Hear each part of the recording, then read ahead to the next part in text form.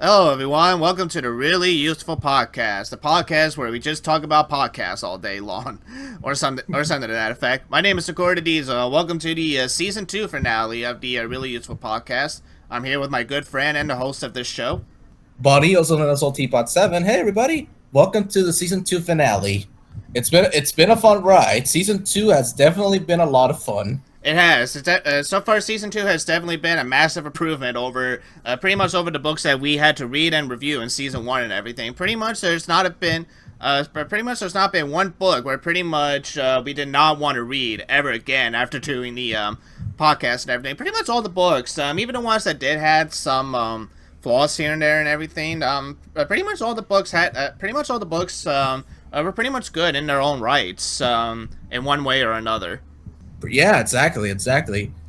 And today, I am so fucking excited because look at the book we're gonna be talking about. Yep, this is one of Bonnie's old favorite books from the Railway series, Branch Line Engines.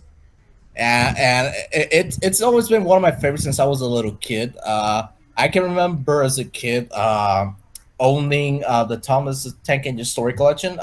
If you guys could go back to the first episode we did back in 2022, the very first episode of the podcast, I talked about that book and saying that book was a piece of garbage, and it is. It's one of the worst Thomas books to have ever been released. Because if you guys don't know that book, you might think that with that title, you might think, oh, does it include some highlights, like some of the best books in the series? Nope.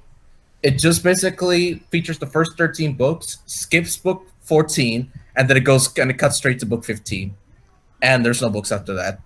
It's a piece of garbage, and that book didn't have branch line engines. So when I discovered that there were more Railway series books, and this was one of them, I think this was the one book that I overplayed the most. That's how much I loved it. So yeah, this book definitely has a special place in my heart. It's one of my all-time, it's one of my all-time favorite, if not my favorite Railway series book in Wilbert's tenure. Well, you know what? I don't actually blame you for pretty much thinking that this book is actually pretty awesome. Because I mean, some of the stories that we have are definitely classics, especially the very first story that we're definitely going to be reading. It's definitely a classic for a reason. I mean, like, it's so much of a classic that pretty much when I was a kid and everything, like. Not only did I see this episode a lot on TV, but I saw a lot of different book versions of pretty much the very first story that we're going to be reading pretty soon. Yes. And believe it or not, I actually read Bullseyes from this book first. Oh, interesting.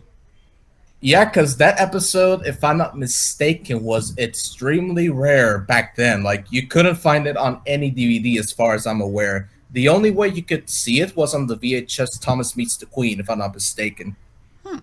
Yeah, that's right. Yes, I do know which episode you're talking about, and yes, you are right. Not only with that episode, but a couple of other episodes too. I think there's only like, I want to say 2 episodes off the top of my head in which pretty much you could see them in like many other VHS or DVD outside of the Thomas Meets the Queen's original. And one of them is one of my favorites. Train Stops Play. That was another one that I remembered. That the only way you could see it was on VHS, if I'm not mistaken. Yes, because like I said, the only 2, which is Thomas Meets the Queens, and one of my favorite stories, and which will begin to the next season, Special Funnel. Is pretty much those were the only 2 that were able to get other home. They're definitely able to get other home media release outside of the original one. Yeah, but yeah, I read both sides on this book first, and I didn't see the TV episode until 2013 when this YouTuber named RSGMMA, I think that was his name. Yes, I do know what channel you're referring to. Which, by the way, fun fact: do you know what that YouTube title stands for? Ringo Starr, George Carlin, Michael Angeles. Yes, and then pretty much whatever random number he decides to put on that channel that day. Yeah. So I wasn't until I discovered that channel and I saw Bullseye that I was like, huh. So this is the episode, and Yep. looking back on the two stories, I'll talk about this when we get to Bullseyes. Mm-hmm. But looking back on them, I can understand why Britt and David decided to skip Bullseyes in season two, Yeah, same because here. Same here. because if you think about it, it can just be its own episode. All you gotta do is do some minor changes, and boom, you got a separate episode. Yeah, pretty much. I mean, like, yes, in a way, the book. Again, Bonnie and I will touch on this when we pretty much get to the story and everything. I mean, yes, the story does somewhat play an important role about like Diesel, about Daisy being frightened of like bulls and cows and everything. It plays a little bit into her redemption arc, but at the same time, not really. Yeah, pretty much. So let's get into the history portion because I got plenty of information for you guys today. Alrighty, all right. Everybody, sit down and just pretty much get out your Get some phones and popcorn. fall Get right to some get sleep. some get some popcorn, and let's get started. Let's go. Okay, so we're gonna start with something that I didn't know until last year when the Talifin Railway hosted the Audrey Extravaganza 2. If you guys don't know what the Audrey Extravaganza is, it's basically like an event celebrating the life of Wilbur and Audrey, and they have like a little exhibition there, Mm-hmm. and they display illustrations from the books, the models that the Wilbur Audrey used to make, and they actually brought his model railway out Nice. of the Farquhar branch line. And while I was watching the display, because they did a live stream, while I was watching the exhibition, there was one piece that impressed me the most. Now you may be asking, what does this have to do with branch line engines? I'll get to that now. Well, the one of the things that impressed me the most was a diagram that Wilbur actually drew. It was a diagram of Farquhar branch line, and that was used as reference by John T. Kenny to illustrate some of the illustrations in the book. Yeah, like the first illustration of Daisy, for example, that was actually based on the diagram. That was actually the based on the diagram that Wilbur actually drew, and Nice. Kenny used it as reference. So that's one of the things that impressed me the most from that exhibition. And speaking of, and now we got to talk about Thomas for a little bit because the entire reason that Thomas comes to Breakfast even exists, and it has nothing to do with Thomas. It has to do something with his running board. So you guys know that Thomas. So you guys know that let's say. So you guys know that Thomas's model, for example, from the TV series, has a slope foot plate. Well, apparently, Wilbur was annoyed by that, and he wanted to get rid of it and replace it with a flat running board. So I Am mean, I having it? so pretty much what happened, and this is pretty much I'm gonna say this, right out of the gate, because this is something this is something I always joke with Barney and everything. But pretty much now that we got that information and everything, I still stand by that pretty much the cleaner from Thomas Comes to Breakfast, that was basically the Reverend Audrey in disguise and everything, and pretty much made Thomas crash into that house on purpose just so he could get that buffer beam. Which you gotta think about it, kind of takes away the features of Thomas being an E2, but it's still Thomas nevertheless. Yeah, It's just it's just him with a different. pretty much it's still Thomas, just that Reverend Audrey wanted him to have a makeover. Yeah, pretty much, pretty much. So I got the Thomas Tank Engine Man book here, and it says here that in October of 1961, that they got letters from Australia, Africa, Canada, America, Blackpool, Birmingham, because they get annoyed. The Brits get annoyed if I say it as Birmingham. It's Birmingham, Berwick, and Berwick. They actually wanted more Thomas, and well, they got this book. So, all right. So, yeah, that doesn't pretty much tell you that pretty much even long before the TV series, Thomas was already being the most popular character in pretty much the entire Railway series stories, and that's pretty much gonna come back and pretty much bite the Reverend in the ass way later. And not only him, Christopher as well, Pretty much, yeah. because Christopher only wrote two books before the TV series took off. And then pretty much once the TV series took off, and pretty much pretty much the publishers saw how much money they were making, and were just like, you know what, no more new engines. Let's just make it about Thomas. More Thomas, more Thomas, more Thomas, and honestly, I'll be honest with you. That kind of well, should I say it? Should I say it right now, or should we wait till I get It's up to it's up to you. If you want to give your it's up to you if you want to give your opinion on it right now, and then maybe like add on to it once we get to that era. I'll give it away. I'll give it away now, just to get it out of the way. All right, go ahead. Now you guys may be saying, well, Thomas is your favorite character. Isn't that a good thing? No. Well, I mean, Actually like not. favorite character is one thing, but like but pretty much like the old saying goes, like sometimes there is a thing about pushing your favorite character a little bit too much, and pretty much yeah, shoving down your favorite character way too much to a point where it's just like, can you please stop? There's pretty much there's pretty much all the other characters you can make. It's not just about Thomas, you know. Yeah. Well, I was gonna say, you guys, like I said, you guys might be saying, well, Thomas is your favorite character. Aren't you happy about that or something? Well, no, that actually kind of annoys me because once the TV series took off, and by the time of season 3, that's when they started. The publishers kind of took a look at the TV series. I was like, yeah, you know what? Let's make it more Thomas. And there are some books that are named after Thomas, but he doesn't even fucking appear, Yeah, and he doesn't speak either. yeah, pretty much. Which I'm kind of sitting here getting annoyed. Basically, is this book about Thomas or is it not? And it got worse. And by the time we got to the 21st century in 2007, Thomas and Victoria, for example, that book, Thomas only appears like briefly, and Thomas only appears briefly. So basically, it got worse as time went on. But that's another story for another day. Yeah. But yeah, another incident is basically the Percy's predicament incident, where one person, I think, who worked at a station, told Wilbur there is no way in hell that what happened to Percy happened in real life, and so Wilbur sent him the reference photo and said, like, you believe me now? Do we also know anything about Daisy and how Daisy came about? Yes. Yeah, go Actually, I got something here. Let me look it up real quick. Okay, here it is. Here's what Wilbur had to say about Daisy. Daisy was built while I was writing branch line engines. She was very easy to make. I bought a Triang twin car diesel set, and all I had to do then was to cut off the driver's end from the trailer car, cement it to the square end of the power car. I fitted scale wheels to the power and trailing bogies, and that was that. Daisy is a good, reliable performer and has given little trouble in her 14 to 15 years of life. So basically, Daisy was built first before she appeared in the books. Yeah, and we all know how Daisy came about. You know, Thomas had the accident, and Sir Topper had brought her in as a trial. But yeah, it seems like that. Unlike the book counterpart, Daisy pretty much gave the Reverend no trouble at all.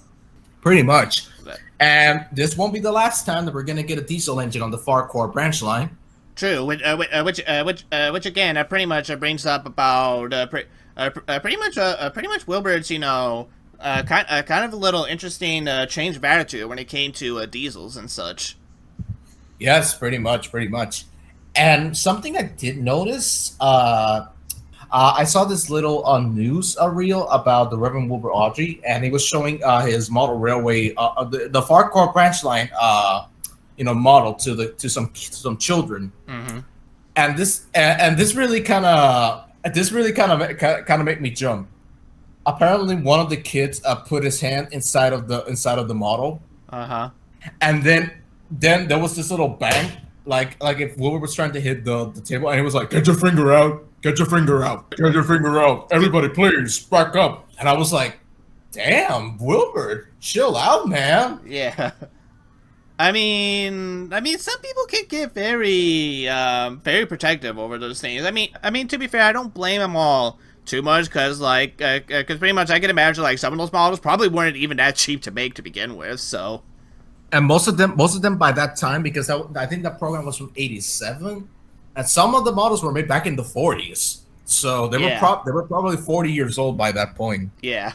Well, shall we get into the stories? Yes. Alrighty. So, since this is the very last story and this is an even number book, that means you're pretty much going to be starting off with your favorite, pretty much both yours and my favorite story of this whole book. Thomas comes to breakfast, so take it away.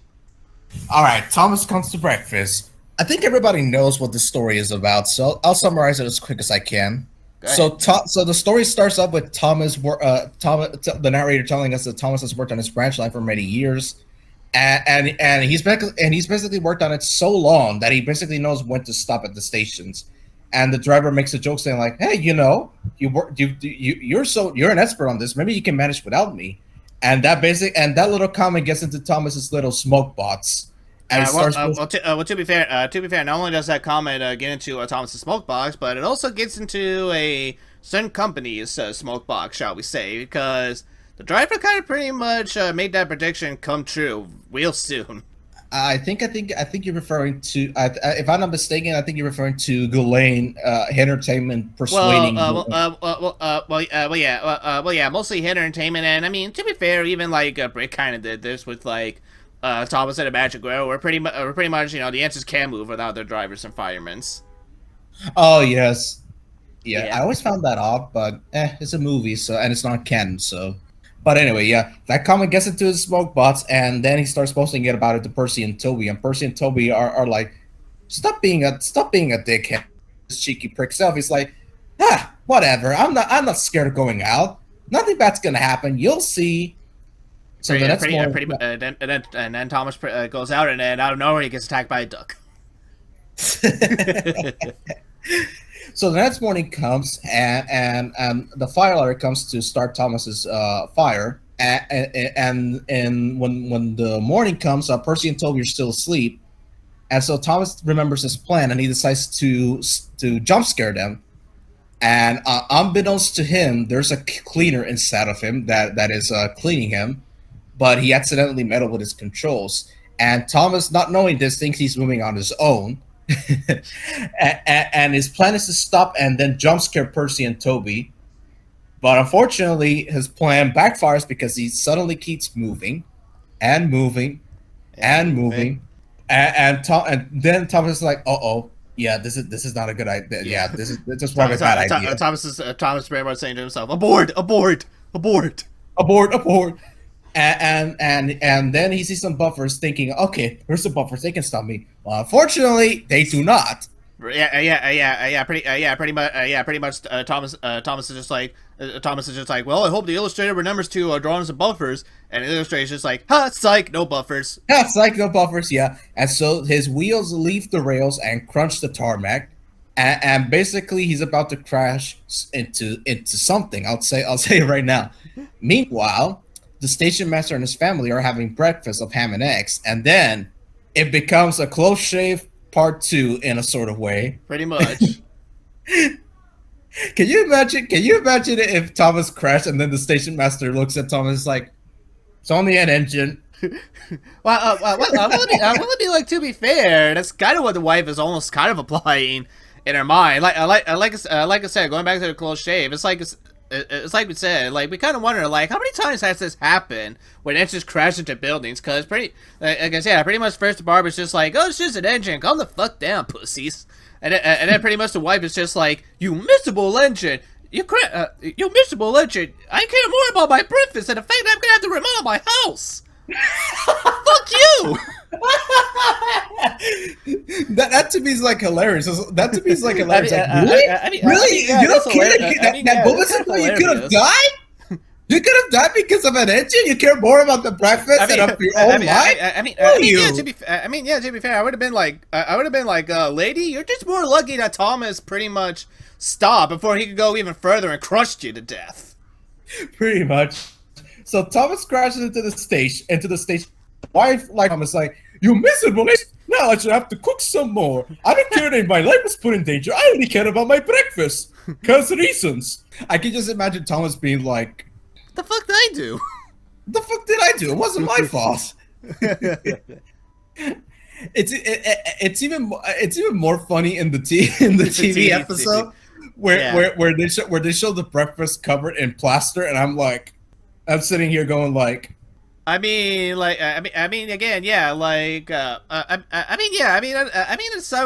some ways, I guess I would be a little pissed at like that pretty much my hard work for breakfast was ruined and such. But at the same time, again, I could have died.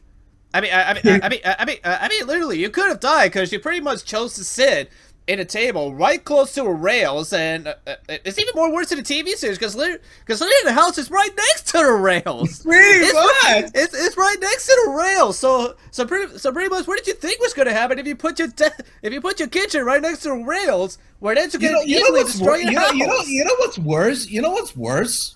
There was no fence. There was no fence between the road and the rails. Pretty much, yeah. That makes it worse. That makes it worse in both the railway series and the TV series. Because in the railway series, I have no fence. Where in the TV series, I do have a fence, but it's still way too close to the rails. Way too close. Yeah. It kind of makes me wonder, how much did they pay for the house to begin with? It was probably cheap.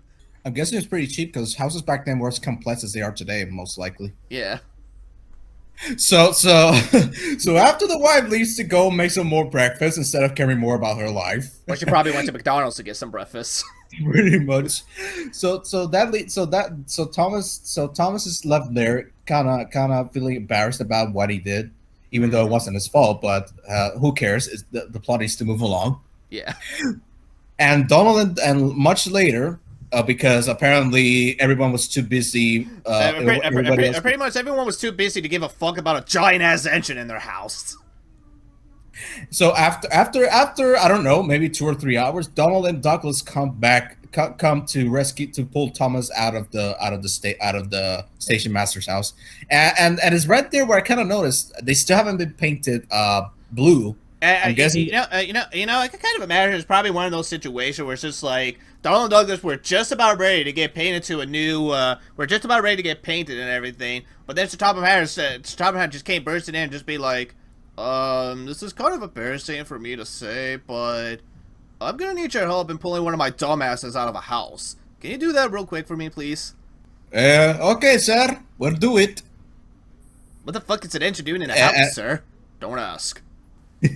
So Donald and Douglas pull him out, and Thomas's front is badly twisted after he crashed. Pretty much, and he has a window frame for doing his front as well, and bits of fencing as well. And his consoles are very cracked too. Pretty much, Thomas is a mess. Pretty much, yeah, pretty much. And then comes the moment that I think everybody's waiting for. You are a very naughty engine.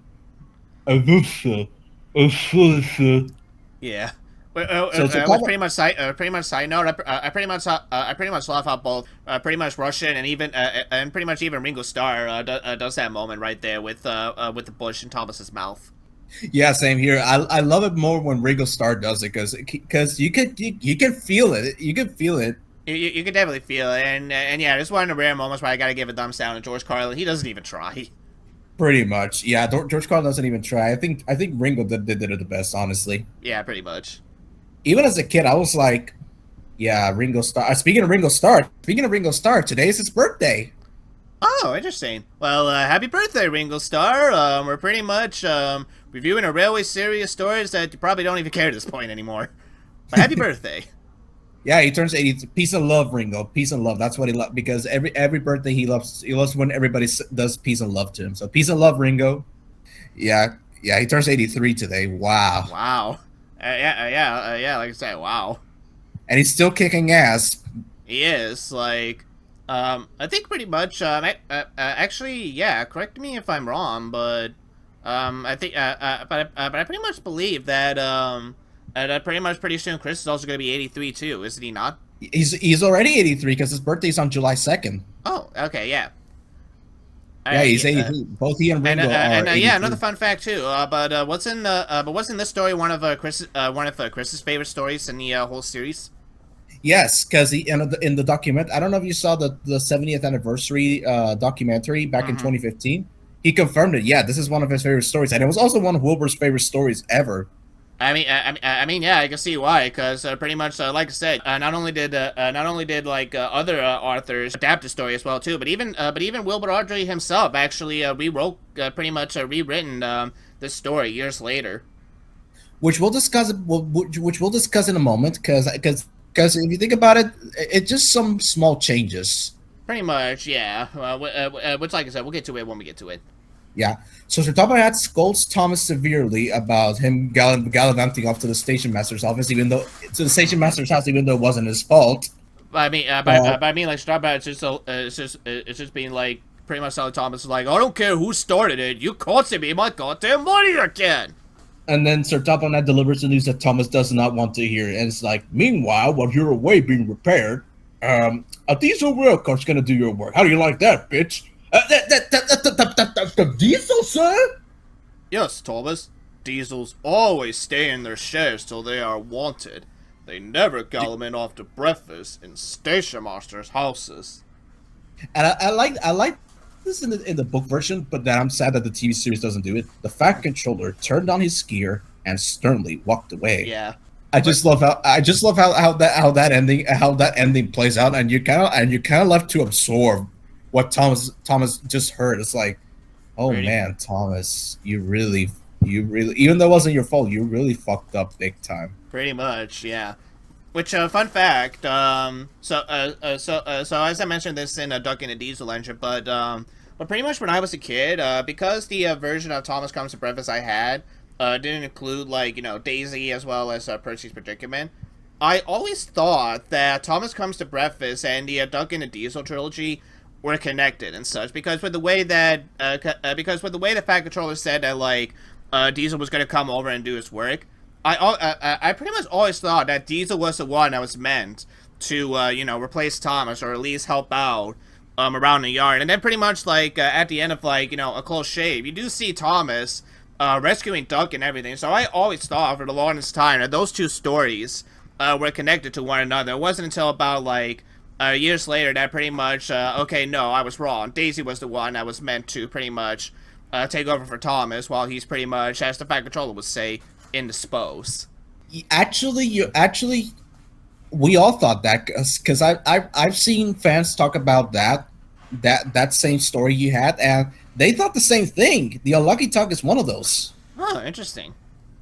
He always thought that Diesel was the one that was replacing Thomas, but no, it wasn't until years later when he read the branch line and just said Daisy is the one that was meant to replace Thomas. And I'll be honest, I also fell into that. I always thought Diesel was the one that was replacing Thomas, but it wasn't until I bought Percy Takes the Plunge where I heard the sentence that while Thomas is indisposed, and I was like, oh, Yeah, wait a minute. I mean, yeah. In hindsight, as soon as after you hear that, then it actually makes a ton more sense now.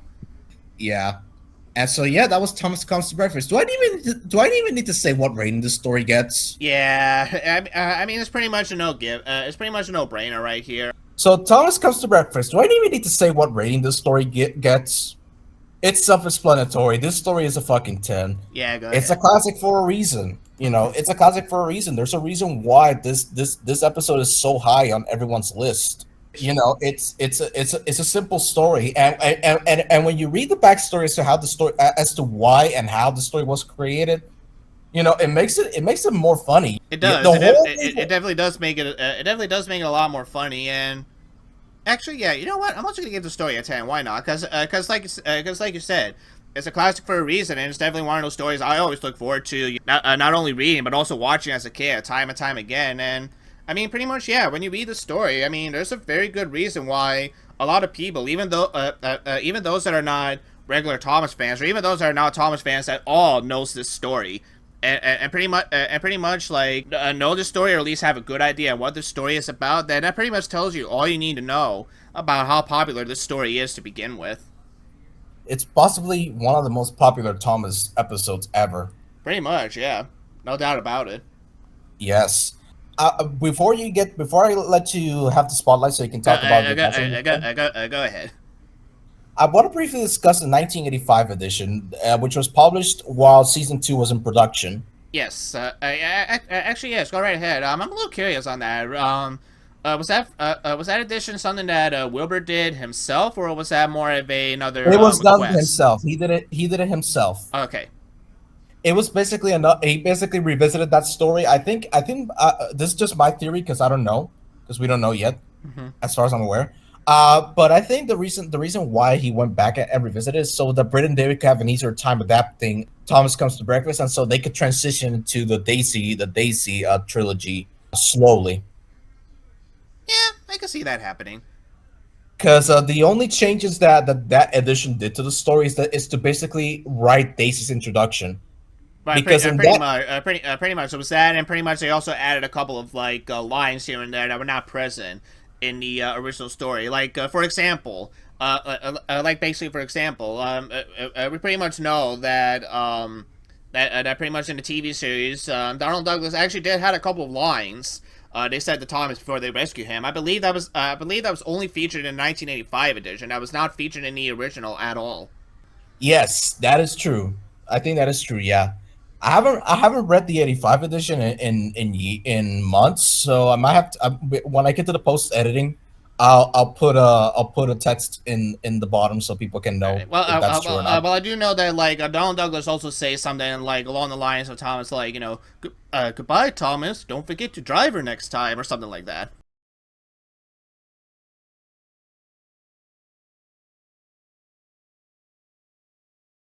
And another thing that the that edition does is that Thomas meets Stacy before he's sent away to be mended.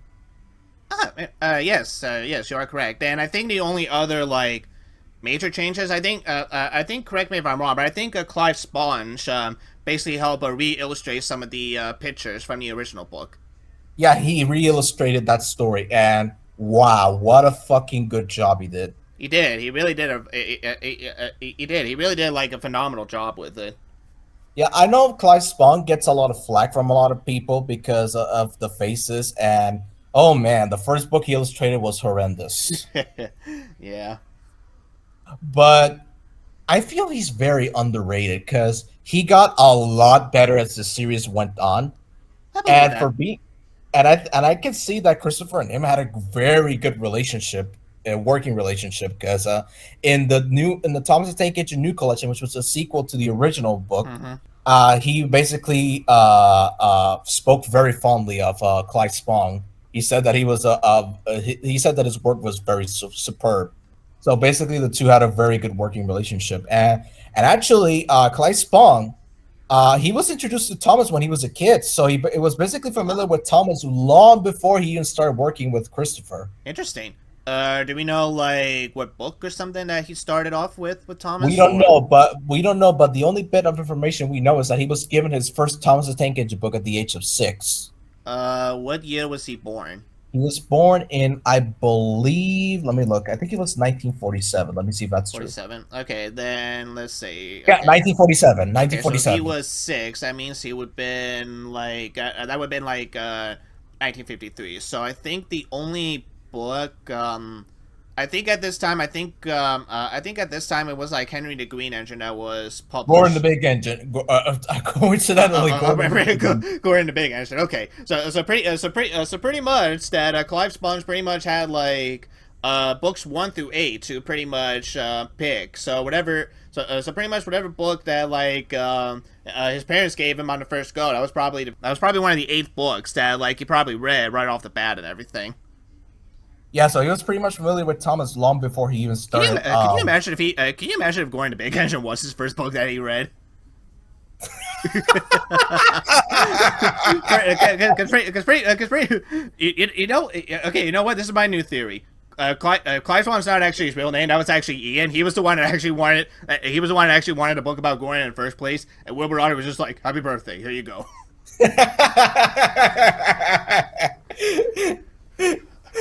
I I don't know why we make such fun of that book. I mean, it was pretty. The last story pretty much tarnished our Pretty good much. our positive views on that book. So Pretty much. I mean, like the situation could be possible. It could be possible. pretty much, yeah. And actually, a little fun fact that he went to the same college of art that C. Reginald Dobby and John T. Kenny went to. Ooh, interesting. So, Pretty much, it's all tying together. so pretty much he. So basically, in my point of view, his illustrations are basically a mix of Dolby's and Kenny's in the same style I'm talking about. I can see that. Yeah, I could definitely see that a lot. And well, and speaking of John T. Kenny, we're getting slow. This is his second to last book before he retires, Mm-hmm. and this is just me. But there are some illustrations where I can kind of see something is happening. Yeah, you're kind of starting to notice that something is wrong. But I Pretty still think much. he did a good job with this story, especially when Thomas crashes into the house. Yeah, definitely. Same. Definitely. I agree right there. That's one of the best, if not one of the greatest Row Series illustrations ever. Mm-hmm.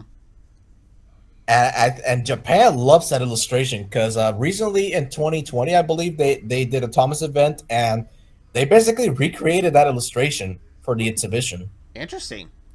Interesting. Mm-hmm. Yeah. So yeah, Thomas comes to breakfast is a 10 for me, and I'm gonna shut up so I can let Sokoa say All his right. thought Well, I because mean, to be fair, there's not really all too much to say, honestly, on this story. I mean, it's a classic for a reason. Pretty much everyone stated like what makes this story a classic in the first place and such. It's pretty much like you said. It's a simple story. It's pretty much another story where, if you think about it, it's kind of like a down the mine situation where pretty much Thomas gets like so conceited. He gets like another airhead moment, thinking that like pretty much thinking like he could do whatever he wants and everything, and there'll be no consequence to it. Only this, pretty much only this time is that pretty much he feels he could he definitely really feels that he can move without a driver or fireman and such, and in a way he kind of gets his wish because thanks to that cleaner, which I still believe is Reverend Audrey. But pretty much he kind of gets his wish, but it's pretty much as you said. As soon as he realized, wait a minute, something's not right here. Yeah, I mean, pretty much you can really, especially in the TV series, the TV series really does a good job on pretty much showing Thomas that pretty much is like, oh shit, I think oh shit, oh shit, oh shit, wait, no, go back. yeah, and the face shows it all. It's like okay, something's wrong. Yeah, I think I better go back. yeah, pretty much, especially in illustration, especially in the illustration too. Like again, you could really see in his face as like, oh god, what have I done? What have I done? Please, no, and everything is, and pretty much, yeah, like you said, the crash and everything, especially the lady apparently not giving a fuck about her house or her life or her own children and everything. I mean, that's still a classic moment right there as well. The only really Speaking of just look what you've done to my breakfast. Now I have to cook some more. A long time ago, did you hear the remix that someone did? Look what you've done to our breakfast using the Thomas theme. I don't think I have actually. I might have to look this up after this. It's called. Look it up. It's called the Breakfast Song.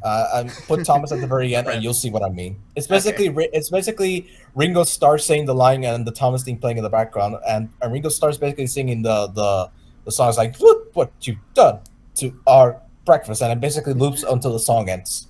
Interesting. All right. Well, I'll definitely make sure to look it up when I get the chance. But yeah. The only real thing, I guess we'll just go ahead and talk about this right now because this is something that like I know, because this is something I noticed like some people give the story flack for. It's just more that like, it's just pretty much more that like, technically Thomas is not really all at fault with this accident and everything. It really is more like the cleaners. Yeah. It is a little hard to basically, not pretty much not look this problem over in a sort of sense, technically this isn't Thomas's fault. Um, but It sort of breaks the plot in a sort of way, but not really if you think about it, because it yeah. On the one hand, yes, it's annoying that the cleaner never got reprimanded for what for his action. or pretty much at the very least, that like it's never really explained what happened to the cleaner after that and such. Yeah. And some fans have actually gone back and corrected that. Some fans I've seen actually gone back and corrected that. Yeah. But on the one hand, Thomas did deserve it because he I was mean, being a shithead. yeah, he did. Cause this again, like, this is a situation where basically, pretty much, I can see both ends of this and everything. Cause, like I said, Audrey is pretty known on having like, pretty much like whenever there's like an accident or a crash that like an engine is involved, saying like, you know, he always tries to make it part of their personality, pretty much. So it's kind of like the same thing on like what happened with Off the Rails with Gordon, where technically, you know, Gordon isn't really at fault for sliding down the ditch, because like, you know, it's pretty much more like the driver and fireman's fault for pretty much, you know, not putting the brake on, or at least closing the regulator. Gordon is still at fault because, like, because pretty much, you know, at the beginning of the book, he was kind of being like a brat and not, like, you know, wanting to, you know, pull good strings or anything. And it's kind of the same thing with Thomas, is that, like, even though he wasn't a brat, he was still being very boastful and being too conceited and too cheeky to a point where we're pretty much, yeah, it's like Bonnie said and everything. Thomas pretty much needed that wake-up call to pretty much know that, like, no, he still needs a driver and fireman. He cannot move by himself, because if he moves by himself, then that's just chaos waiting to happen. And sadly, this has nothing to do with the story. This is just a side note. And sadly, this story kind of predicted something that will happen in 2004. When the hit era came along, the engines all of a sudden became self-driven. Well, technically, Technically, like, I mean, the drivers and firemen kind of still drive though, but they don't interact with them anymore. It's pretty much how like some Thomas fans say, like, pretty much the drivers and firemen just pretty much act as like the engine's hands in a way. pretty much. But actually no. The problem started in Magic Railroad because there was no drivers or firemen. Yeah, pretty much, yeah. Just like I said in the beginning. But yeah, this has nothing to do with the story. I mean, this is just a side note I wanted to point out. But yeah, no, I'm just more saying that, like, I think this crash still works because, again, like, now this was like a Christopher Audrey story and everything, and like, if he didn't pretty much wrote in Thomas's conceited side and everything, then yeah, I could definitely see and understand why fans would definitely would definitely find a major flaw in the story, and pretty much blame more of like the cleaner, not just Thomas and such. But here I think it works well enough to where, like Bonnie said, I can also overlook past it as well. Yeah, pretty much. Because the story makes up for it. It's funny, it's hilarious, it's memorable. It is. It is. It definitely really is. And you can see Thomas growing as a character. Basically, you basically thought that after his character arc was basically done in Thomas the Tank Engine, you might think, okay, he changed for the better, but nope, he still has a cheeky side to him. Pretty much, and I mean, we're still gonna see that cheeky side a little bit once we get to the final story. But yeah. Well, yeah, once we get to the final book of Wilbur's tenure. Pretty much, yeah. But yeah. So pretty much that's all I gotta say on Thomas Comes to Breakfast. That's all you guys say. So let's move on to the next story and meet our new diesel engine, Daisy. All right, take it away while I get the charger. And fill up any dead air while I come back with the charger for the computer. Okay. Anyway, so pretty much while Barney's looking for his charger to charge up. Anyway, all right. So the plot with Daisy. He caught me. Anyway, so yeah, all right. So to start with Daisy and everything, we're pretty much kicked off where the last story left off, where pretty much Toby and Percy have met the Fat Controller at the station, and there they meet Daisy, a diesel rail car and everything that's come to help while Thomas is indisposed. First, Percy and Toby weren't too sure about Daisy and everything. Pretty much they're just like, yeah, I bet we're gonna have a field day with her and such. But still, they try to give her the benefit of the doubt. They still do try to be nice and everything. However, their suspicions were right when they found out that Daisy is pretty much, put it nicely, a stuck-up. Let's just say that. So she's pretty much a stuck-up in that, like, when they showed her the engine shed, she was just like, yeah, this is smelly and everything. I'm highly sprung. Can we go somewhere else? And pretty much they also take her to the carriage shed. Daisy actually likes this better, but she drives away Annie, Clarabelle, and Henrietta, pretty much after calling them like names like rubbish and everything, which pretty much offends the coaches so much that Percy and Toby pretty much had to spend half the night soothing their hurt feelings and such. Honestly, I'm back, by the way. On a side note, I fucking love Willie Rushton's Daisy. Yeah, same here. Honestly, that little, like, nasally, sort of little, like, feminine, nasally, stuck-up attitude he gives to Daisy works. It really works for her character. I just love the way he delivers this line. This is good for you, Snakey. I'm highly sprung. and everything's ready. That's my swears. And Percy Yeah. and Toby are like, this motherfucker. Yeah, I mean, yeah, pretty much, and pretty much this is gonna be something I'm gonna be mentioning, in the review and everything. But going back to the story real quick, so pretty much, the next day, Percy and Toby were pretty much exhausted and just trying to cheer up the coaches. However, Daisy was just like, "You goodbye. I'm about to steal some passengers." So pretty much she gets to the station, and so far everything's going real well. However, when they found out that Daisy was to be coupled by a milk van, because usually Thomas takes the milk to the dairy first thing in the morning, but because Thomas is not here, Daisy now has to do it, and Daisy's just like, "You expect me to pull some milk and everything? That's just undignified and everything. Get that fucking milk van away from me and everything." Yeah, pretty much throughout the rest of the whole story, Daisy is pretty much a spoiled little brat and such. She pretty much she has her own version as like a little temper tantrum, and then she backed up so much she blew a fuse, and pretty much like everyone was just arguing with her. So Daisy pretty much makes up a lie and such about how like her fitter tells her to never pull because she's highly sprung and everything, and pretty much when everyone realized that Daisy is not going to be very easy to please, it's just like, "All right, fine. You don't have to pull the milk. Just get us to our destinations, will you?" And pretty much the story ends as we see on what kind of character Daisy's going to be for the rest of the book. So that's Daisy, and wow, like what an introduction to an engine and everything. Like I said, going back to like how Wilbur Audrey pretty much handled Donald and Douglas's introduction in the last story. He really handled this introduction to Daisy so well, like really so well. Oh yes, definitely. Yeah, like cause pretty much like I said, in the very first page, especially in the first illustration, you can tell by just by the looks on Percy and Toby's face that Daisy's probably gonna smell some bad news for them and everything. And then pretty much at the very next page, when she starts complaining about where she was going to sleep and everything. Again, like Wilbur Audrey really did well in slowly introducing like what kind of characteristics Daisy is going to have throughout this book. Pretty much lazy, pretty much stubborn and everything. Only does the work that she wants to do and everything.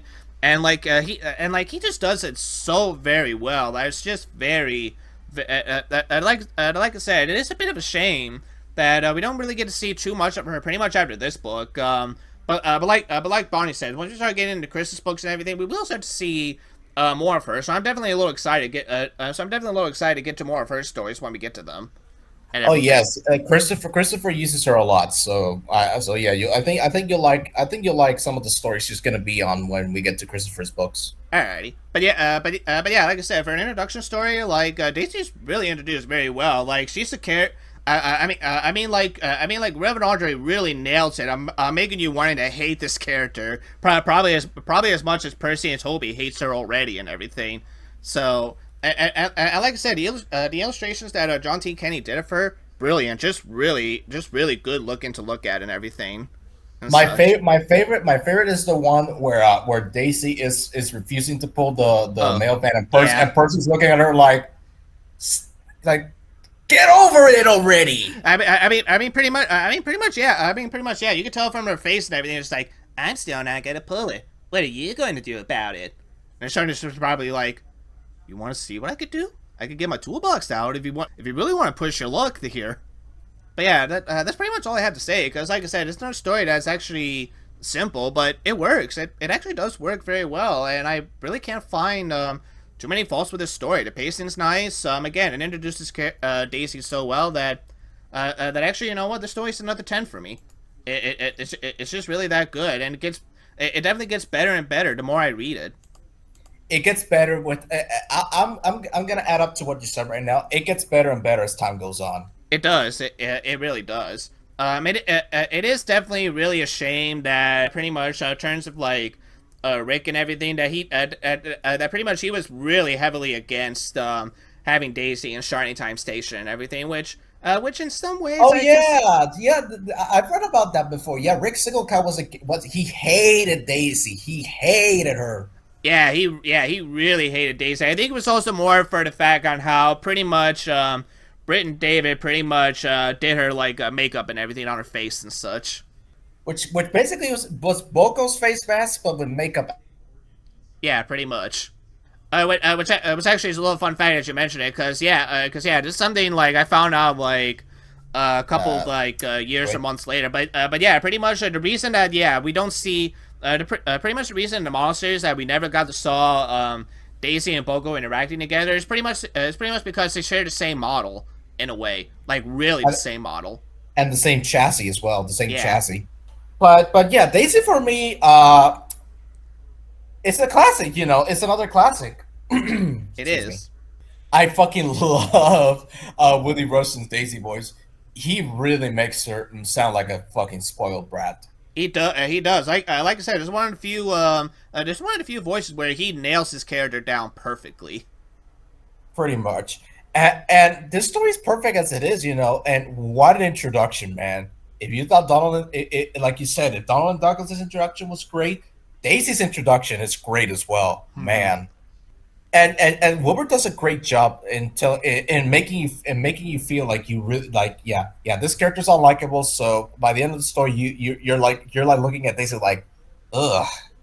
Yeah, pretty much. Man. And actually, pretty much, you're probably on the same side with like Percy, and that like you hope this bitch leaves. And that's basically what I felt when I first saw the TV episodes. Like, ugh, I hope she goes away, because and even back then I didn't like the makeup, but it was her personality that I was like, ugh. Yeah. Which again, that's a sign of good writing right there. Where pretty much Wilbur makes her so unlikable that even you want to see her go away. So yeah, I can't argue with the rating, man. This is another 10 for me as well. Alrighty, so far we both got a 20 out of 40 for this book so far. So looking very good. Looking very good indeed. So It's looking great, you know. This book's still as fresh as I remember it, honestly, because like I said, this book holds a special place in my heart. yeah, and I mean, you know what? So far with the first two stories, it's very easy to see why. It's very easy. It's very easy to see why this is one of your most favorite books of all time. My personal favorite Railway series book ever, possibly. Yeah, and just real quick before we move on to the next story, so pretty much if I had to pick like a second choice on like who does Daisy better, outside of really Rushton, I think George Carlin also comes to like a close second into like the voice he gives to Daisy that also matches her personality just fine enough. Oh yeah, and especially the ooh, ooh. You're afraid of getting hurt yourself, but yeah, we're Wait, speaking. wait till we get to the next story, because there's one moment that Willie Rushton does that makes me laugh so hard every time I listen to the next story. Well, good news. We're at the next story right now, and you're the one who's going to be telling it. So go right ahead. Okay. Go ahead, Barney. I hit that bullseye. Ah, Alrighty. nice one. Run like the wind, bullseye. Run or Pointless try. Toy Story. Whatever. Just run. Alright, go ahead. Anyway, all right. So bullseyes. So the story starts off with the narrator telling us about what Toby's cow catchers are for, and they're basically for pushing animals out of the way so they don't get hurt. However, Daisy sees them as silly, and and she tells them like, Yeah, you're just afraid of getting hurt yourself. and Toby's like, I'm not, and Daisy's like, Oh, yes, you are. I don't have those stupid cow catchers, but I'm not frightened. I just shoot and the animals go away. and Toby looks at her like, oh yeah, what about bulls? Oh, yeah, bulls also go away if I toot them away. And she's being basically a hypocrite because she's never been a bull. The story makes it clear that she's never met a bull before, but because she's so unlikable, she just goes along with it, and then she basically goes away, and she does, and the story basically and she toots, and there's a horse, there's a horse and cart, and the horse stops by us. The horse stops as she goes by, and then that basically makes her grow even more conceited. It's like, Oh, look at that. I basically toot a horse in a cart, so I could do it with anything. Poor little Toby. I'm sorry he's frightened.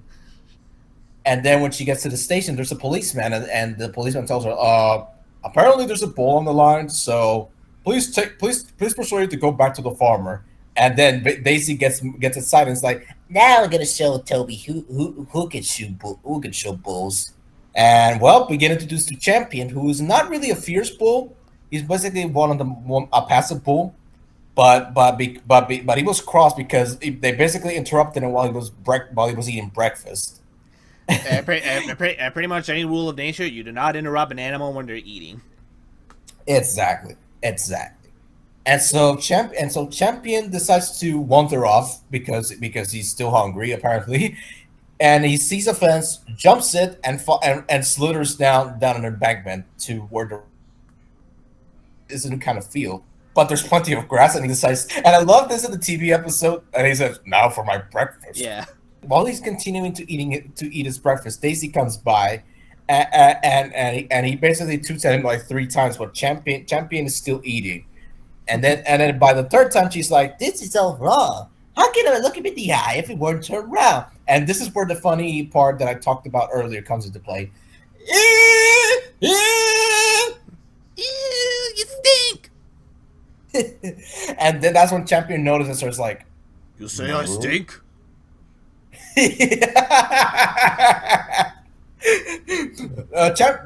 Champion's still eating, comes to look at her, and Daisy's like, Why the fuck I don't roll like that. Please don't come close to me, please.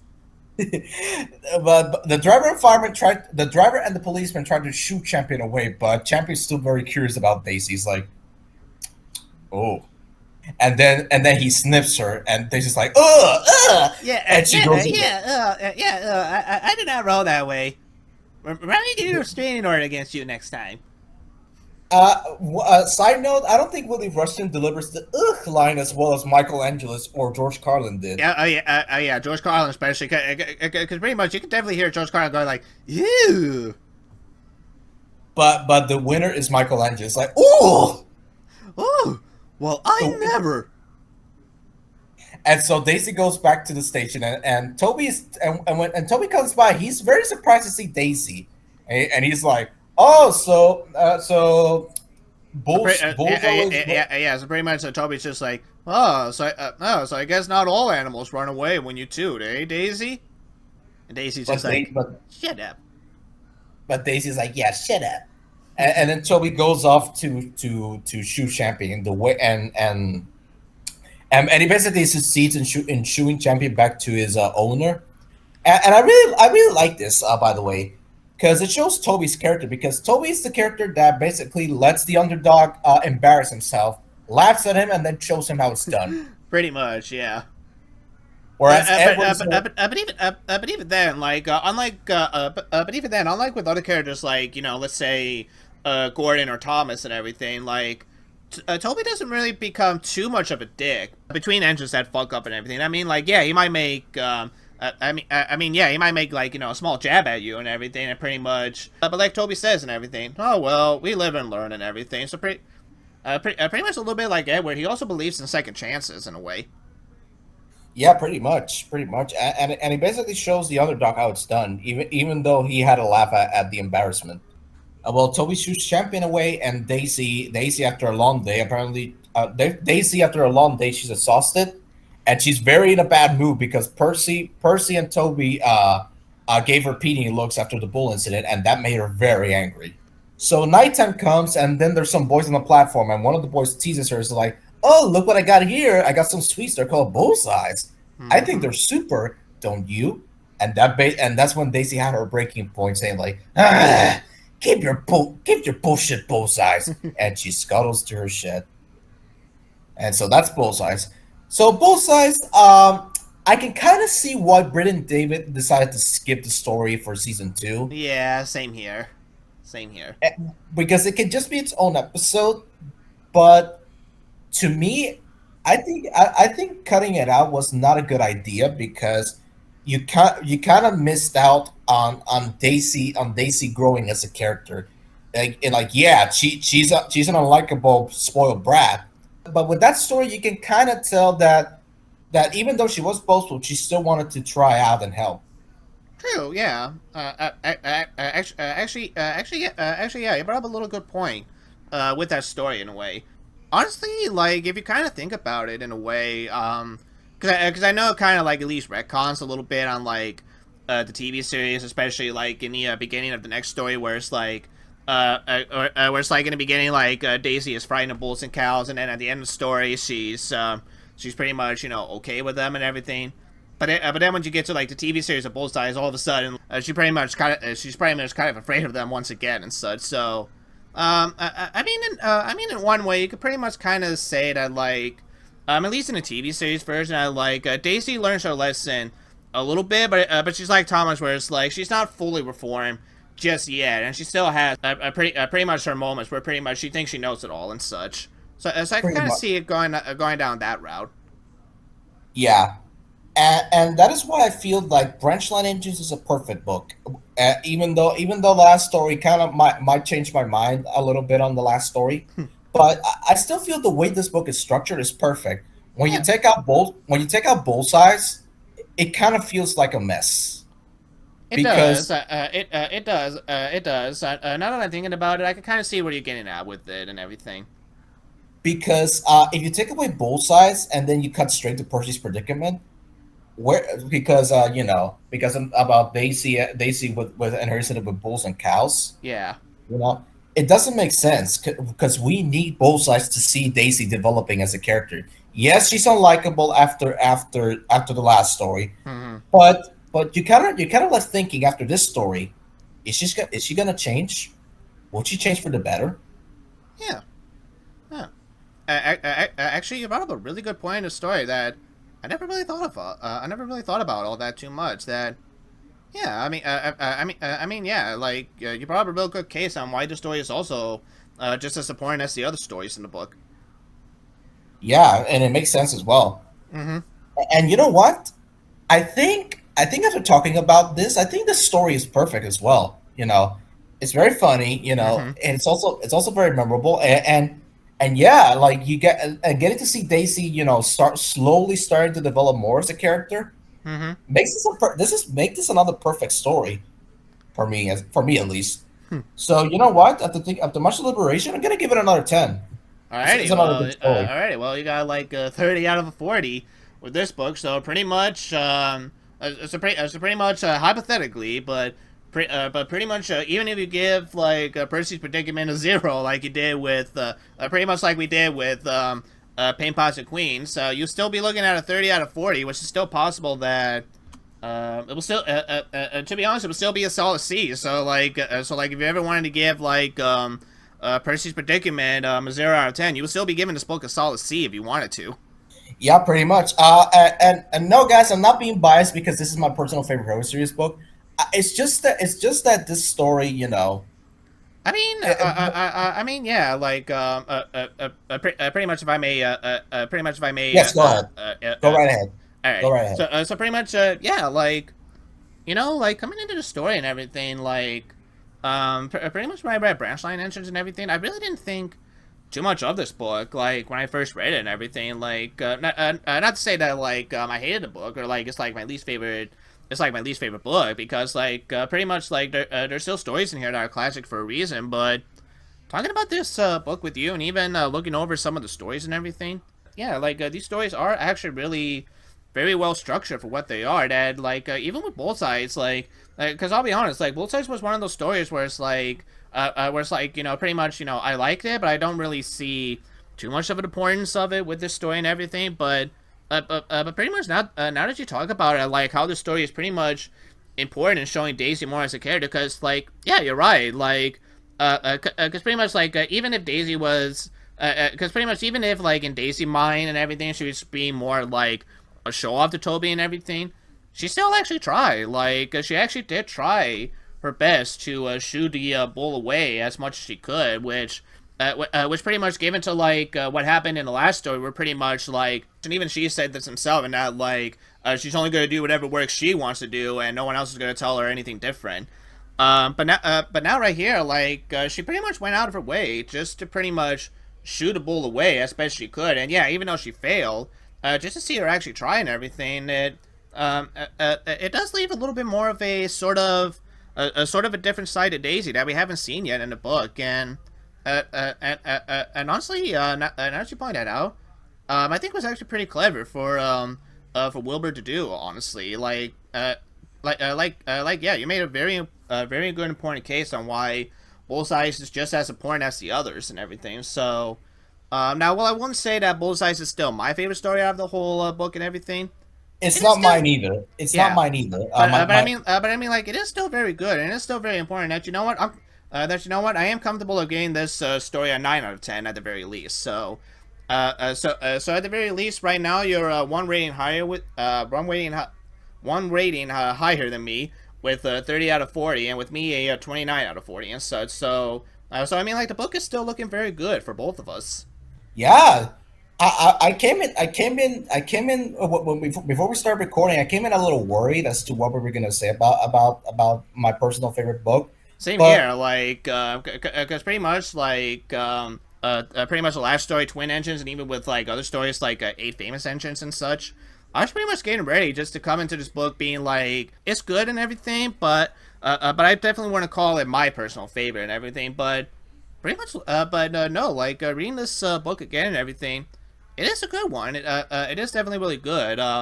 Again, I don't know if I would still say it's like my personal favorite and everything, but it is definitely good. It is definitely a lot more better than I'm giving it credit for and such, and honestly, that's really a good thing right there. Yes, I've seen some people rank this like I've seen some people say this is their least favorite, which is okay. I understand there are some much better books than this, Yeah. but yeah, you know, it's interesting to see that some people don't like this book, and I can kind of see why. Maybe it's burnout. Yeah, pretty much, yeah. Well, I mean, like, maybe the very last story will probably be another reason why this book sometimes gets put in the bottom. So, here we go. Are you ready to talk about Percy's predicament? Yep, let's do this. Alrighty. Take it away, man. Alright, Percy's predicament. The last story in the Railway series, well, at least last story in this book. And even the last story in the season 2 as well. So, Let's see alright. how this final story goes. Hopefully, it won't be Pink Pots and Queens again. Well, spoiler alert, he gets a 0. No, I'm kidding. I'm kidding. Okay, honestly, before I get a summary, I'm going to say this right now. I don't think the story is all that bad, to be honest. There is a major flaw that I am going to bring up with this story and everything, but overall, in terms of, like, the story itself and even some of the illustrations, it's fine. I think at the very least, it's a pass. It's a pass story for me, where it's not good, where it's like, it's not really all that good, but it's not too bad either. It's definitely a story where I definitely would not mind reading it too much. But anyway, going to the summary real quick and everything. So pretty much, while Daisy's doing, you know, God knows what and such, Toby sees that Percy is still grumbling, shunting, and Daisy still refuses to take the milk van. So pretty much, Toby and Percy decided, like, hey, why don't we switch jobs? You fetch my trucks from the quarry and I'll take your milk. And Percy's just like, good, I'll do that. And so pretty much, Percy goes over to the tramway line and everything to Toby's quarry and such. And don't worry, Percy's allowed to go there because that asshole policeman that basically caused trouble with Thomas and everything, he pretty much got, like, sent to a different position and such. Yeah, apparently what happened is that he wanted a promotion so badly, his ego got the better of him, and he ticketed his boss's car, and that's what caused him to get relocated. Yeah, pretty much. So pretty much, when Percy gets to the quarry, he pretty much acts like he's the boss and everything, not really knowing that the trucks are definitely not going to take kindly to that, considering that Toby's usually their main boss in this quarry, and they feel that Percy is pretty much overstepping his boundaries and everything, that they're like, you know what, boys? You want to cause another murder? And then pretty much, as soon as Percy collects the trucks, cue another runaway scene where pretty much, before the guard could check the brakes and everything, the trucks pretty much push Percy down the hill. Pretty much Percy runs away so fast that pretty much the guard and everything pretty much had to work very fast to warn traffic with his red flag and everything. And Percy also caused at least like a rooster, a cocktail or whatever, to lose some of his tail feathers and everything. Cockerel. Yeah, in England they call them cockerels. Yeah, cock rolls and everything, or whatever to call. But anyway, yeah, like he basically loses some of his tail feathers, and pretty much because the guard was so busy trying to stop the traffic and everything, he was too late to switch Percy to the runaway siding. So pretty much with that, Percy pretty much tried to put on the brakes as best he could, as he's like screeching into the yard. But too late, he breaks the brake van. Ironic. And pretty much he breaks the brake van, and pretty much he climbs onto one of the last stone trucks and everything, and it's just pretty much stuck there for a very long while. Until the very next day, where Toby and even Daisy offered to help him and everything. And pretty much since after Percy's accident, we found out that pretty much Daisy also worked hard and everything after Percy's accident. So pretty much after the Fat Controller tells Percy off on pretty much putting him in another awkward predicament, and just being like, how many dumbass engines have I got that needs to go to the goddamn repair yard? And then pretty much after he tells off Percy, he also tells off Daisy for being a lazy bitch. But then the Fat Controller is just like, you know what? I'm gonna give you another chance because I'm just that nice.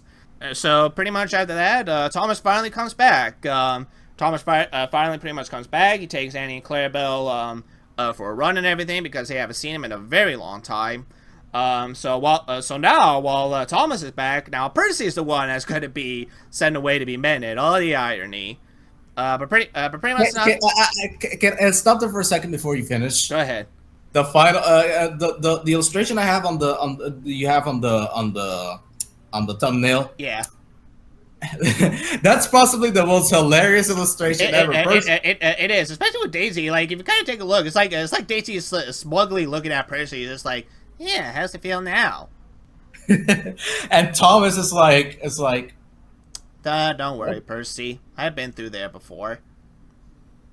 I find it hilarious that Thomas comes back, but Percy's the one that goes away. Pretty much. Pretty much as you mentioned it, I like the way that Percy pretty much looks at his friends, just being like, "What are you all smiling for?" But yeah. So pretty much, yeah, that is definitely Percy's predicament. And no, real quick, now Daisy works very hard at the branch line. Now she takes the milk for Thomas, as well as taking Henrietta for Toby, and she shoot a cow off the line all by herself the other day. Whoop-de-doo. That shows you, doesn't it? Yes. Alright, so Percy's predicament, like I said, this is not a bad story, but, actually, okay, I'm gonna mention this flaw just a little bit, because I know Bonnie's probably also gonna want to talk about this as well, too. But pretty much, I do agree that this story also should have really should have focused just a little bit on Daisy, having her redemption arc and everything, so, now this is something that I always pondered at myself and everything, because sometimes I wonder, like, whose idea was it to pretty much set these kind of page limits on these stories in the Railway series? Because sometimes I wonder, like, if this is something that the Reverend sometimes has to say on, like, how many pages can go in each story. Most likely Eric Marriott. Yeah. Who's the editor. Okay, so yeah, if it was like Eric that pretty much set a page limit to how many pages each story could be and everything. Then yeah, this is one of the few times where it did kind of hurt. It did kind of hurt the story a little bit because like I said, pretty much going off on what we just mentioned with Bullseyes and everything, it would have been very interesting. Like, and I'm not saying Reverend should have like a whole section or anything, but at least like one illustration or at least like another simple sentence, and that pretty much like probably either during while Percy is like at the quarry and everything, or while the runaway is happening. It would have been nice to have just a little sentence on pretty much, you know, Daisy and Toby interacting, with Daisy being like, "Hey Toby, this is kind of embarrassing for me to say, but can you actually help me? And do you want me to take the milk for you?" Or pretty much at least something like that. Like, cause yeah, like the Reverend did mention a little bit that Daisy did work hard after pretty much after Percy's accident and everything, but that doesn't say. But we don't see it. We don't see it. Yeah, we don't see it, and it doesn't really tell us that much if she's really changed all that much, or if it's just something that like Toby kind of forced her to do in the first place. Mm-hmm. So that kind of really hurt it a little bit, but like I said, I don't really hate the story all that much. Honestly, like. Honestly, if I can be real honest, this story really has a lot of really good illustrations, in my opinion, and everything. Like, oh yes, like the illustration with the runaway scene, with the crossing and everything, or the illustration with Percy at the quarry, or even just with the accident and everything. Pretty much all these illustrations are just really good to look at and such, and pretty much there's another story that is simple, but it still works. It definitely does. it definitely does still work. And to be fair, like I can also understand why Wilbur wanted to write the scene, because he did say in 4 that, like, oh, Percy also had an accident as well too. So it would definitely be very awkward if pretty much. If pretty much we didn't have like Percy's side of the situation about Daisy's own lazy attitude affecting his work as well. So I do understand why he wanted to make this story at the very least, and pretty much is fine. And yeah, I don't really have too much to say on it. It feels very short too. Like I pretty much mentioned this to Barney and everything, but every time I read the story, it just like flows by so quickly, and I'm just like, did I read what I think I just read? And such, because like it just goes by so fast. It's like one of those where it's like where pretty much like, if you speed read or if you blink, like you're gonna miss something very important. Yeah, So, pretty much. yeah. But anyway, as for me, the final story is still not that bad. Yeah, like I said, the flaw with like Daisy probably should have been used more is still there. But at the same time, like I can't really think of any like bad or say like it's a story I don't want to read again, because like I said, if I ever did have a choice to read the story again and everything, I probably would, to be honest. So you know what, I'm gonna give this story a 7 out of 10. Why not? Okay, so Percy's Predicament. Before we even started recording this, and long before we even got to this book, I was talking to Sequoia behind the scenes, and I was telling him that this was the only story that I was probably going to give the lowest score, because and when I think about the story, it's just that the illustrations are great, and getting to see that Daisy got a second chance is great, but this story is just predictable because you know what's going to happen. Percy's a bitch to the trucks get back at him, he crashes, and lo and behold, he has to go to the works. The end. It's very predictable, honestly. And I just felt like the redemption Daisy got was just not good. It was yeah, like I said, it was just very, very weak. Very weak, and it felt forced. Yeah.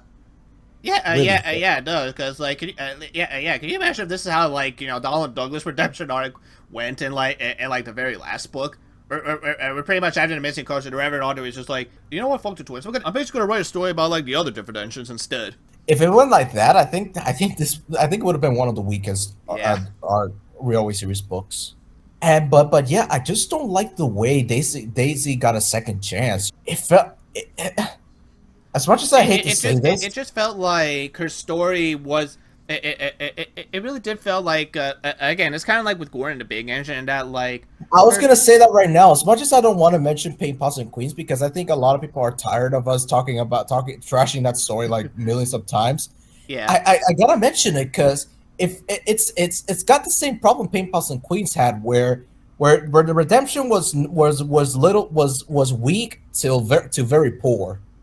That's how bad it was. Yeah, pretty much, because because like we said and everything, like phone, hold on. Nobody. Okay, let's wait for it to stop ringing. So Yeah, we'll wait. Actually, how much do you want to bet that's the Reverend Andre calling from the dead again and just being like, if you mention Pay Pots and Queens one more time. I better keep quiet or else the phone will ring again. Anyway, So it's not, okay. but as I was saying, ahead. this story, the redemption arc kind of falls into the same problem the Paint Pots and Queens had, where in that story, Gordon just got the coaches back for no reason other than, oh, you know what, I'm gonna give you the coaches back. But in this case, it's a little bit different because in this case, Yeah, pretty much in this case, the Fire Controller is just like, well, I know you're a lazy ass bitch and everything, but Toby pretty much said that you worked hard yesterday after Percy's accident. So fuck it, I'm gonna give you another chance because I'm that much of a nice guy. but it kind of makes you think she worked hard according to what was written, but we never got to see it. So, am I supposed to feel happy that she got a second chance? I mean, it's like I said, like pretty much, even after Bullseye, where we got to saw a little bit that, like, yeah, Daisy could put in the hard work if she wanted to and everything. It still would have been nice to see to at least, again, like, we don't have to have like a whole section, but at least like, another sentence or at least one short scene of like Daisy either feeling guilty or at least wanting to get better. Just something would have been nice. Yeah, and I was gonna say, like, let's go back a little bit to Little Old Engine for a second. Little Old Twins. That was one of the longest Railway Series stories ever, if not the longest Railway Series story ever. Which goes to show that yes, Wilbur could have expanded upon because hey, look, he did it with Little Old Twins. Surely, And pretty much he also did it with like a close shave as well. yeah, Close Shave is another good example. Like he had the liberty to write more, but I don't know what happened here. It feels like the book was in So a deadline. In yeah, one so like I hurry. said, maybe one of these two things could have happened. Either that like Wilbur was put into another strict timeline, or maybe because it's something I can also believe because sometimes I'm a little victim to that. I'm a little victim to that myself as well. Maybe Wilbur was trying so hard to think of a way to like basically give Daisy a redemption, but no matter what he tried, it just never worked out for him. So it probably got to a point where it's just like, you know what, I'm just gonna mention it. Yeah, pretty burnout. In other words, Yeah, pretty much. yeah, that I also fall victim to that as well. So I can see where you're coming from with that point. Yeah. But thinking about all that, yeah, it does affect my score because the story's predictable. Daisy's second chance was very weak, like you said. Is there anything else that I need to mention? Oh yeah, the TV episode does not. It's basically got the same problems that the book version Yeah. has, and it's even worse. And it's even worse because because like I said, if you take out a core piece of the book, you're gonna be missing a lot of information. Without Bullseyes, it's not even worth it watching Percy's predicament. So yeah, this does affect my score for the story, and after thinking about it, I was originally gonna give it a 7, but after talking about how poorly Daisy's second chance was handled, it's down to a 6. Alrighty, well, guess what? We tied. We tied once again for our final ratings of Branchlight Engine. So pretty much we both gave it a 36 out of 40. So that means our grade for the final book of season 2 is an A minus, but still an A, Woo! 90% actually. Yeah, a solid 90%. So a solid 9 out of 10. What do you know? What do you know? We ended this on a good note. We did, and honestly, honestly, this book deserves it. Like, it definitely does deserve at least. It deserves to have the grade that basically it has right now, cause yeah, like you said, pretty much, I was just pretty much ready to go into this book and pretty much ready to give it like something like a C or a B, but once again, once we started, talking about the stories, pretty much minus the last story and everything, but pretty much once we started talking about the stories and everything, this book is actually really is good. Again, I wouldn't call it my personal favorite, but like I said, there's definitely a lot of good things in this book, and I definitely should have given it more credit for. And as for me, like I said, this book holds a special place in my heart because it was my favorite Railway series book when I was younger, and it pretty much still is.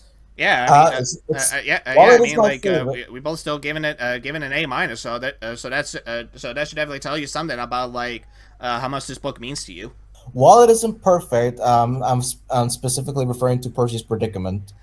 While it isn't perfect, I still love it because even as a kid, this was the book that I overplayed the most. To me, it's always been a classic. It's always been near the top my top 5 Hmm. or in the top 10. Yeah. That's how much I love this book. In terms of me, at the very least, maybe I might like at least put it somewhere where like a top 20 or top 15 at the very least.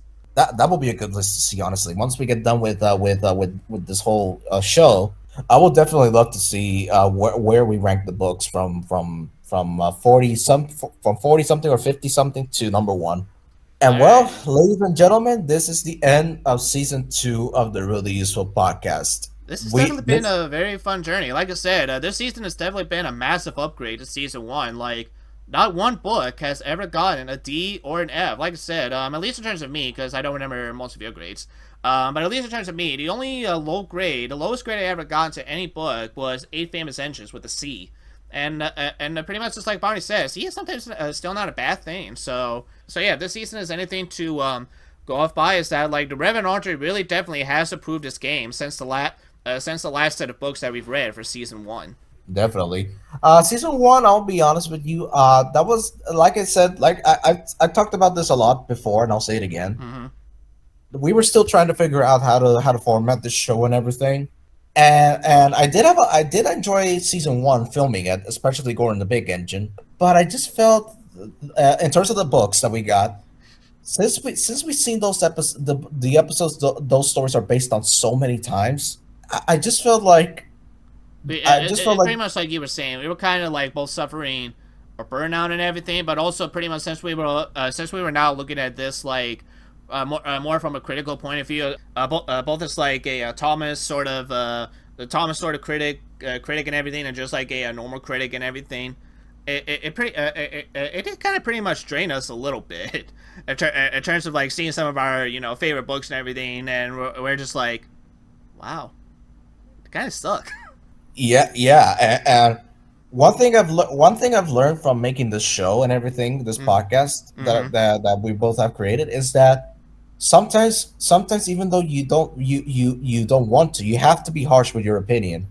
Even though some people are gonna get upset because sometimes people take opinions personally when in reality that should not be the case. Yeah, yeah, because like we always said, like it's like Bonnie and I always said, like pretty much if you have a book or a story that like pretty much like much like with Bonnie and Branchlight Engine, if you have a book or a story that pretty much holds a special place in your heart and everything, you still like it, still like it at the end of the day and everything.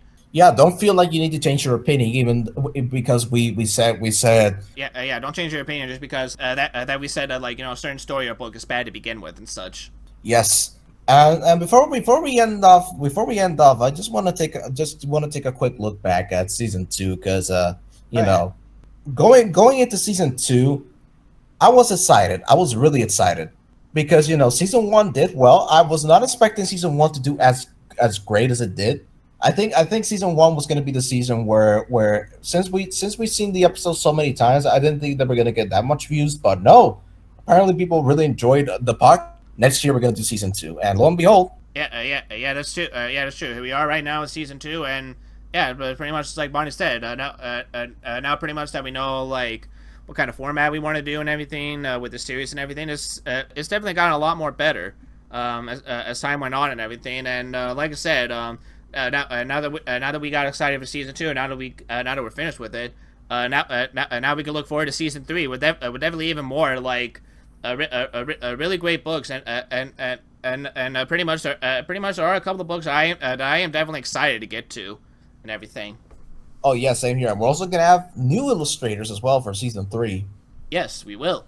So yeah, guys, that was Branchline Engines. We're still not done with season two as of yet. We're still missing one more thing to go, and that is the tier list, which we're Yeah, gonna come back to. so pretty much like what we done with season one. Next time when we come back, we're gonna take a look at all 8 books that we've done for season two, and then pretty much just put them on like our, I guess if we want to say kind of like our first impressions ranking in a sort of, pretty much in a sort of sense.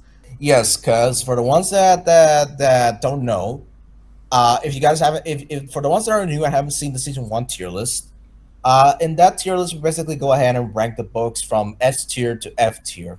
And some of our thoughts might change on the books as we go along until we get to season six. Pretty When we much, get to yeah. when we get to season six, because the podcast is gonna have 6 seasons. When we get to season six, we're gonna do one more episode where we rank all the books from 40 something or 50 something, depending counting the spin-offs as well, Mhm. going from the worst to the best as a finale. And so yeah, guys, so yeah, guys, if you guys enjoyed this episode of Branchline Engines, don't forget to hit the like button. And if you guys want to see season three, hit the subscribe button as well. Also, don't forget to check out our separate channels, OT Pasem for me and Sequoia Diesel for Sequoia. Both channels will be in the description below. I think we're pretty ready for season three. What do you think? Actually, you know what? Yeah, like I said, I'm also ready for season three because definitely, like I said, I think these last few books that we're definitely going to be reading, like I said, are definitely some of the best that definitely Wilbur Autry has ever written in series. Yes, pretty much. I'm ready for season three. That's gonna be the first season where we're gonna get our very first original book. Actually, yes. We're gonna get at least, off the top of my head, we're actually gonna get at least two original books. Yeah, two original books. Yeah, two original books. Yeah, two original books. Although fun fact, originally it was going to be 3 until a certain book finally got adapted into the TV series years later. But we'll get to that book when we get to that book. Yep. Yep.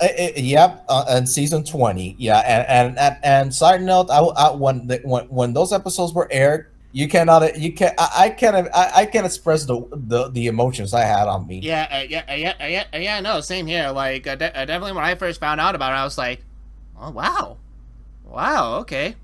And pretty much I checked all of them out except for one. There was one episode I haven't seen just yet. Pretty much in the TV series. Which one? Useful Railway? Yeah, that one.